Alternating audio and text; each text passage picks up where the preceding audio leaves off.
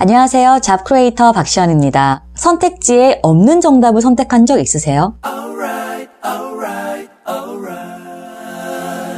언제나 우리는 4개 중에 혹은 5개 중에 정답이 있을 거라고 믿고 그것을 찾아내려고 일을 구할 때도 마찬가지입니다. 당연히 세상에 존재하고 있는 아주 수많은 직업들 중에서 골라야 한다고 믿어왔습니다. 어쩌면 없는 정답이 있을 수도 있다라고 하는 가능성조차 생각을 하지 못한 채 말이죠. 여러분 혹시 캠핑 좋아하세요? 중고 캠핑 용품점에 갔는데 이 캠핑 용품들이 종류부터 가격까지 너무너무 다양한 거예요. 제가 남편에게 그랬죠. 여보, 캠핑도 공부가 필요한 것 같아. 우리 공부하고 다시 오자. 그런데 그거 아세요? 저희 부부처럼 아예 캠핑 무식자를 위한 그런 캠핑 강좌가 열리고 있더라고요.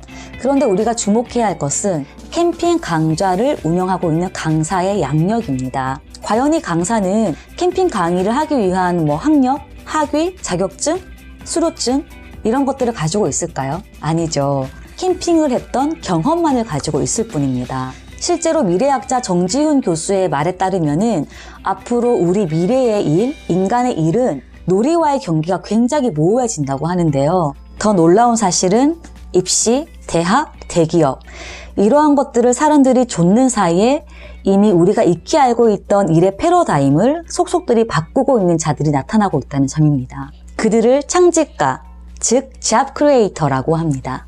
창직이라고 하면은 말 그대로 나의 경험, 경력, 노하우, 취미, 좋아하는 것, 잘하는 것 이러한 나의 모든 경험적 자산을 토대로 나만의 일을 만들어내는 그런 활동을 얘기를 하는데요.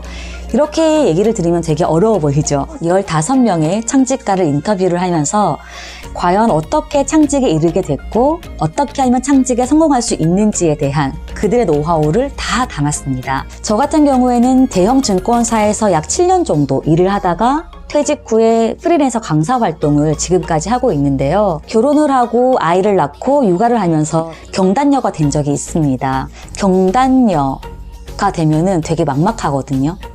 내가 다시 일을 할 수 있을까? 내가 다시 돈을 벌 수 있을까? 이제 그러한 막막함 때문에 자격증만 따면은 일이 그냥 생기는 줄 알고 아이를 재우고 나서 밤새워 혼자 공부를 막 한 적도 있었고 그런데 일은 안 생기더라고요. 그리고 블로그로 아이 옷을 팔아본 적도 있었고 다시 사회로 나가기 위해서는 어떠한 새로운 걸 배워야 되겠다고 생각을 했었거든요. 그런데 창직이라고 하는 개념을 알고 나서부터 내가 이때까지 쌓아온 나의 그런 경험적 자산 이러한 것들을 활용해서 나만의 일로 만들 수 있구나. 그래서 그때부터 저의 미래는 물론이고 제 아이의 진로까지 굉장히 여유로워졌습니다.